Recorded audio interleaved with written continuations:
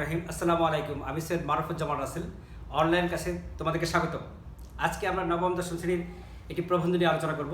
বই পড়া লিখেছেন প্রমথ চৌধুরী। প্রথমে ওনার সম্পর্কে জানার চেষ্টা করি। প্রমথ চৌধুরী 7 আগস্ট 1868 যশোরে জন্মগ্রহণ করেন। তার পৈতৃক নিবাস ছিল পাবনা জেলার হরিপুর গ্রামে। তার শিক্ষা জীবন ছিল অসাধারণ কৃতিত্বপূর্ণ।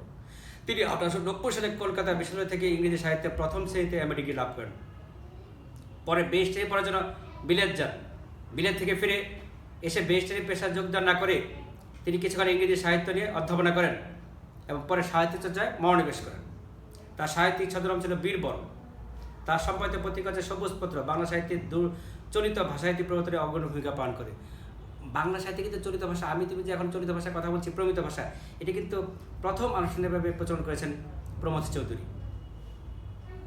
বস্তুত তারই নেতৃত্বে বাংলা সাহিত্যে নতুন গদ্যধারা সূচিত হয়। তার উল্লেখযোগ্য গ্রন্থ হল বীরবলের হালখাতা, রায়তের কথা, চার ইয়ারি কথা, আহুতি, প্রবন্ধ সংগ্রহ, নীললোহিত, সনেট 50, পদচরণ। এই মহান লেখক 2রা সেপ্টেম্বর 1946 সালে কলকাতায় পরলোকগমন করেন। এখন দেখো, বই পড়া প্রবন্ধটি কিন্তু মূলত উনি যখন লিখেছিলেন, দেখো উনি তো মারাই গিয়েছিলেন 1946 সালে। এখনও কিন্তু প্রাসঙ্গিক, তুমি দেখবে। আমরা কিন্তু বই পড়ি না, আমরা শুধু আমি তুমি পড়ছি কি পাঠ্য বইটা পড়ছি সার্টিফিকেট অর্জন করার জন্য, চাকরির জন্য, ভালো একটা চাকরি পাবো, এই আশা। কিন্তু কোনো গার্ডিয়ানকে বলতে শুনেছ যে ওনারা ছেলে মেয়েদেরকে শিক্ষককে জিজ্ঞেস করছে আমার ছেলে মেয়ে কী শিখতে পেরেছে? না, গোল্ডেন কেন পায়নি, এ প্লাস কেন পায়নি, সেই চিন্তা। তাহলে দেখো, প্রবন্ধটা কিন্তু এখনও প্রাসঙ্গিক। তুমি দেখো, যেমন বই পড়ার শখটা মানুষের সর্বশ্রেষ্ঠ শখ হলেও আমি কাউকে শখ হিসেবে বই পড়তে পড়াশোনাতে চাইনি। প্রথমত, সে পরামর্শকে গ্রাহ্য করবেন না, কেননা আমরা জাত হিসাবে শৌখিন। দ্বিতীয়ত, অনেকে তা কুপরামর্শ মনে করবেন, কেননা আমাদের এখন ঠিক শখ করবার সময় নয়।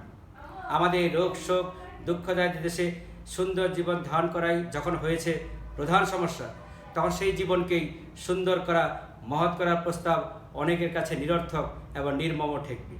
আমরা সাহিত্যের রস উপভোগ করতে প্রস্তুত নই, কিন্তু শিক্ষার ফল লাভের জন্য উদ্বাহু। বুঝে কী পেয়েছে শুধু এটা জানতে চাই, কিন্তু কতটুকু শিখেছে সেটা কখনো জানতে চাই না।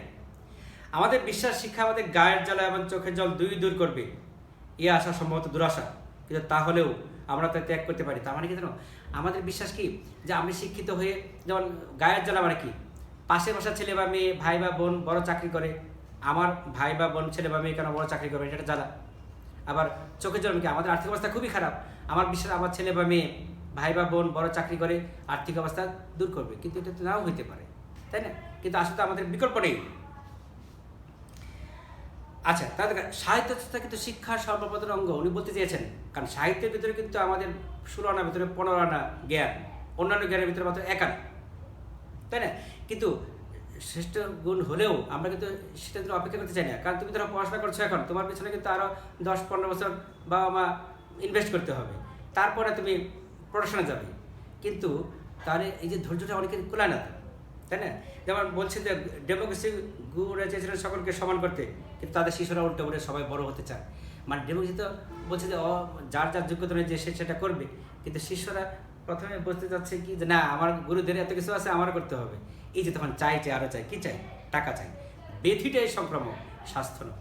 অর্থাৎ তুমি যে ভালো গুণটা নিচ্ছ সেটা ভালো, আর যেটা খারাপ নিচ্ছ সেটা তো বাইরে থেকে আসছে, তুমি সেটা ত্যাগ করো, আবার স্বাস্থ্য ঠিক হয়ে যাবে। দেখো, এ যুগে যে জাতির জ্ঞানের ভাণ্ডার শূন্য, সে জাতির ধনে ভরেও ভবানী, ভারেও ভবানী কি রিক্ত বা শূন্য। তারপর যে জাতি মনে বড়, সে জাতি জ্ঞানেও বড়। কেন? ধনের সৃষ্টি যেমন জ্ঞান সাপেক্ষ, তেমনি জ্ঞানের সৃষ্টি মন সাপেক্ষ। মানুষের মনকে সরল, সচল, সরাগ এবং সমৃদ্ধ করার ভার আজকের দিনে সাহিত্যের উপর ন্যস্ত হয়েছে। ওনার সাহিত্য যেটি আছে সেটা তো ক্ষুদ্র, সেটা বলছি। সাহিত্যের ভিতরে আসে কেন বলছি, দেখো, দর্শন বিজ্ঞান ইত্যাদি হচ্ছে তার মনোগঙ্গার তোলা জল। তার পূর্ণ স্রোত আবহমানকাল সাহিত্যের ভিতরে সোল্লাসে এবং সবেগে বয়ে চলেছে। এবার সেই গঙ্গাতে, মানে সাহিত্যের গঙ্গাতে অবগাহন করেই আমরা আমাদের সকলে পাপমুক্ত হব। বই পড়া থেকে সাহিত্যের রূপান্তর নেই, তোমাকে প্রচুর বই পড়তে হবে। কোন বই? ভালো ভালো প্রবন্ধ পড়তে হবে, উপন্যাস পড়তে হবে, নাটক দেখতে হবে, পড়তে হবে, তারপরে কবিতা পড়তে হবে, তারপর তোমার ভালো সিনেমা দেখতে হবে, তারপর ভালো ম্যাগাজিন পড়তে হবে, পত্রিকা পড়তে হবে, প্রচুর পড়াশোনা করতে হবে। পড়া কোনো বিকল্প নেই। আমাদের বিশ্বনবী কি বলেছেন? জ্ঞানের জন্য তুমি শুধু চীন দেশে যাও। আমাদের কোরআনের প্রথম আয়াতটা কি? ইকরা বিরাব্বিকা ওয়া খালিদিনা, অর্থাৎ পর তোমার প্রভুর নামে যিনি তোমাকে সৃষ্টি করেছেন। তাহলে দেখো আবার এক জায়গায় আছে, দেখো বিদ্যানে কলমে কালি শহীদের রক্তের চেয়েও পবিত্র। তোমাকে জ্ঞান অর্জন করতে হবে, এর কোনো বিকল্প নেই। আর জ্ঞান অর্জন করতে হলে অবশ্যই পড়তে হবে, প্রচুর বই পড়তে হবে। উনি বলছেন যে আমাদের শারীরিক সুস্থতার জন্য যেমন লাইব্রেরি হসপিটাল আছে, আমাদের মানসিক সুস্থতার জন্য কিন্তু আমাদের লাইব্রেরি দরকার। এবং উনি বলছেন লাইব্রেরি শুধু শহরে শহরে না, প্রতি গ্রামে গ্রামে মহল্লায় মহল্লায় লাইব্রেরি প্রতিষ্ঠা করতে হবে। তুমি দেখো জীবন্ত আমাদের কিংবদন্তি অধ্যাপক আবদুল্লাহ আবু সাইদ স্যার, উনি দেখো আমাদের ঘরে ঘরে, দেখো তোমাদের স্কুলের সামনে এখন বিশ্ব সাহিত্যের বই আসে, উনি বই কিন্তু নিয়ে আসছে তোমার কাছে পড়ার জন্য, বইয়ের ফেরিয়ালা। পলান সরকার ছিলেন আরেক বইয়ের ফেরিয়ালা, গ্রামে গ্রামে হেঁটে উনি বই বিলি করতেন। দেখো এর কোনো বিকল্প কিন্তু নেই। তাহলে দেখো ওটা একটা যদি দেখো তুমি, আমাদের বিশ্বাস কিন্তু শিক্ষা কেউ কেউ দিতে পারে না। উনি বলছেন যে আমার বিশ্বাস কি শিক্ষা কেউ দিতে পারে না, সুশিক্ষিত লোক মাত্র স্বশিক্ষিত। আজকের বাজারে বিদ্যাতার অভাব নেই, সবাই জ্ঞান দিচ্ছি, এমনকি এই ক্ষেত্রে দাতা করার অভাব নেই। এবং আমরা আমাদের ছেলেদের তাদের দ্বারস্থ করে নিশ্চিত থাকি এই বিষয়ে যে সেক্ষেত্রে তারা এতটা বিদ্যার ধন লাভ করে ফিরে আসবে যে যার বাকি জীবন সে আরামে কাটাইতে পারবে। কিন্তু এই বিশ্বাস নিতান্ত অমূলক, মনোজ্ঞের দান গ্রহণ সাপেক্ষ। ধরো আমি তোমাকে পড়াচ্ছি, আমি এই ক্লাসটা ধরে নিচ্ছি, তুমি মনোযোগ দিয়ে শুনছো না, তাহলে আমি যতই চেষ্টা করি না কেন তোমার তো হবে না। আবার অনেক গার্ডিয়ান, অনেক টাকা পয়সা মালিক যদি টাকা পয়সায় শিক্ষা আনতো তাহলে তো ঠিক না, কারণ আগে শিক্ষার্থীর মনের ভিতরে আগ্রহ সৃষ্টি করতে হবে, তাই না? দেখো অথচ আমরা দাতার মুখ চেয়ে গ্রহিতা কথা একেবারে ভুলে যাই। এসব তো ভুলে না গেলে আমরা বুঝতাম যে শিক্ষকের সার্থকতা কিন্তু শিক্ষাদান করায় নয়, কিন্তু ছাত্রকে অর্জন করতে সক্ষম করে। শিক্ষক ছাত্রকে শিক্ষার পথ দেখিয়ে দিতে পারেন, তার কৌতূহল উদ্রেক করতে পারেন, তার বুদ্ধিবৃত্তিকে জাগ্রত করতে পারেন, মনোজ্ঞের ঐশ্বর্যের সন্ধান দিতে পারেন, তার জ্ঞান পিপাসাকে জ্বলন্ত করতে পারেন। এর বেশি আর কিছু পারেন না, এর বেশি কিন্তু করার দরকার নেই। শিক্ষক আমার কাজ কি? আমার কাজ তোমার ভিতরে যে তেজ আছে এই তেজটাকে জ্বালিয়ে, তোমার ভিতরে আগুন জ্বালিয়ে দাও। তোমার যে গুণটা আছে সেই গুণটাকে প্রস্ফুটিত করে দেওয়া, যে তুমি এটা পারো, ইচ্ছা করলেই পারবে, তুমি ওইভাবেই প্রসিড হবে। তারা দেখো কি বলছে, যিনি যথার্থ গুরু তিনি শিষ্যের আত্মাকে উদ্বোধিত করেন, তার অন্তর্নিহিত সকল প্রচ্ছন্ন শক্তিকে ব্যক্ত করে তোলেন। সেই শক্তির বলে শিষ্য নিজের মন নিজে গড়ে তোলে, নিজের অভিমত বিদ্যা নিজে অর্জন করে। বিদ্যার সাধনা শিষ্যকে নিজে অর্জন করতে হয়, গুরু উত্তর সাধক মাত্র। মানে গুরু রিয়েজেন্ট কীরকম? সালোক সংশ্লেষণ বিক্রিয়া, তুমি দেখো সূর্যালোক এবং ক্লোরোফিলের উপস্থিতি মাস্ট থাকতেই হবে। কিন্তু মজার বিষয় হচ্ছে সূর্যালোক এবং ক্লোরোফিল কিন্তু সরাসরি বিক্রিয়া অংশগ্রহণ করছে না। আমি শিক্ষক, আমি কিন্তু সরাসরি তোমার সাথে যুক্ত হব না, পরীক্ষা তোমাকে দিতে হবে, পড়াশোনার জ্ঞান অর্জন তোমাকেই করতে হবে, আমি তোমার একদম নিয়ামক শক্তি হিসাবে তোমার পাশে থাকতে পারবো, এটাই কাজ। আমাদের স্কুল পদ্ধতি শিক্ষা কিন্তু ঠিক উল্টো, আমি বদনাম করছি না, কিন্তু উনি যেটা লিখছেন তুমি দেখো আসলে কিন্তু আমাদের পদ্ধতি এখনও সবার জন্য উন্মুক্ত ঠিকমতো হয়নি। যাদের টাকা বেশি আছে তারাই কিন্তু শিক্ষাটা ভালোভাবে গ্রহণ করতে পারছি। এখন বলতে পারছে রিক্সাওয়ালা ছেলে তো ডাক্তার হচ্ছে, ইঞ্জিনিয়ার হচ্ছে, কাজের মেয়েও তো ব্যারিস্টার হচ্ছে। এটা তো লাখে, 5 লাখে, 10 লাখে একটা, তাই না? কোটিতে একটা, সেটা তো উদাহরণ হতে পারে না।